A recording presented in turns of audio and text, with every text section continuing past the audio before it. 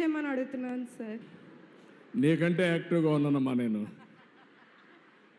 నువ్వు స్టూడెంట్గా ఉన్నావు, నేను నిద్ర లేచినప్పటి నుంచి పడుకునే వరకు పనిచేస్తూనే ఉంటా.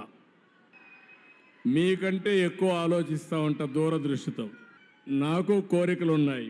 ఆ కోరిక ఏంటంటే నేను చేసే పని వల్ల తెలుగు జాతి బాగుపడాలనేది నా ప్రగాఢమైన కోరిక. ప్రతినిత్యం ప్రతి ఆలోచన అంతా అది కూడా నా స్వార్థం.